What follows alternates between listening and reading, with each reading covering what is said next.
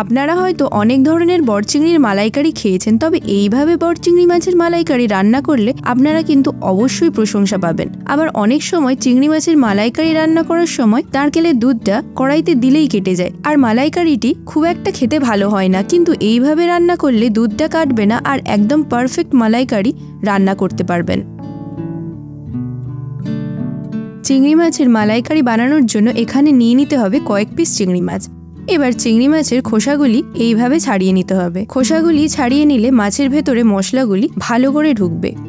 খাবার সময় এগুলি ছাড়ানোটা ভীষণ বিরক্তিকর, তাই এগুলি আগে থেকেই ছাড়িয়ে নেওয়ার চেষ্টা করবেন। ছাড়ানোর সময় খোসাগুলি পুরোটা ছাড়াবো না, লেজের দিকটা কিছুটা রেখে দেব, তা না হলে চিংড়ি মাছগুলি ভেঙে যাওয়ার সম্ভাবনা থেকে যায়।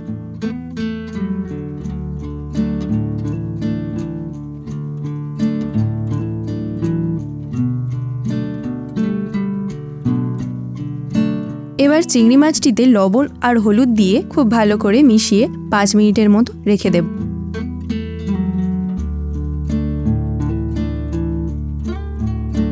একটি প্যানে 100 ml এর মতো রিফাইন তেল দিয়ে দিতে হবে। তেলটি গরম হলে পারে চিংড়ি মাছগুলো ওতে দিয়ে হালকা করে ভেজে নিতে হবে উল্টে পাল্টে।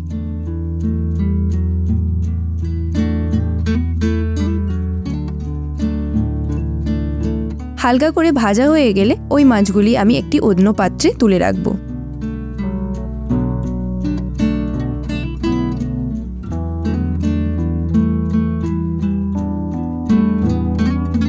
এবার ওই তেলেতেই একটি তেজপাতা, একটি দারচিনি, 2টি এলাচ ও একটি লবঙ্গ দিয়ে 5 থেকে 6 সেকেন্ড ভেজে নিতে হবে। এবার একটি বড় সাইজের পেঁয়াজ কুচি ওতে দিয়ে ভালো করে ভেজে নিতে হবে।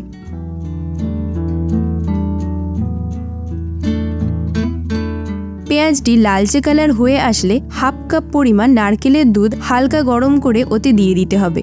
1 কাপ পরিমাণ দুধের 1/2 কাপ পরিমাণ এখানে দেব আর 1/2 কাপ পরে দেব। নারকেলের দুধ সবসময় হালকা গরম করে নেবেন, না হলে দুধটা দেওয়ার কিছুক্ষণ পরেই কেটে যেতে পারে। দুধটা কেটে যাওয়া এড়াতে অনবরত নাড়িয়ে যেতে হবে। দুধটি ফুটে উঠলে পারে স্বাদমতো লবণ দিয়ে দিতে হবে, আর দিয়ে দিতে হবে 1/2 চামচ হলুদের গুঁড়ো। এবার এটিকে অনবরত নাড়িয়ে যেতে হবে যাতে দুধটি কেটে না যায়। এইভাবে দুধটি যখন একটু গাঢ় হয়ে আসবে তখন বাকি 1/2 কাপ দুধটাও এতে দিয়ে দিতে হবে। দিয়ে বেশ কিছুক্ষণ পরে ফুটে উঠলে পারে আমি ভেজে রাখা চিংড়ি মাছগুলো এতে দিয়ে দেব।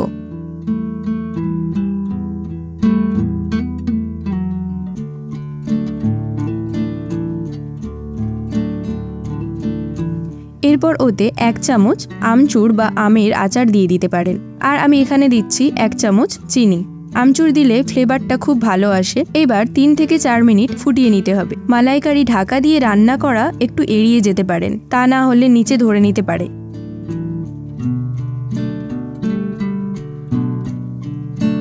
3 থেকে 4 মিনিট পর 1/2 চামচের মতো লঙ্কা গুঁড়ো দিয়ে দেব। লঙ্কা গুঁড়োটা শেষে দেওয়ার কারণ হচ্ছে প্রথমে দিলে নারকেলের দুধটা কেটে যাবে। তারপর 1 মিনিটের মতো রান্না করে নিয়ে গ্যাসের ফ্লেমটা আমি বন্ধ করে দেব। গরম গরম ভাতের সঙ্গে সার্ভ করার জন্য রেডি আমাদের বড় চিংড়ির মালাইকারি।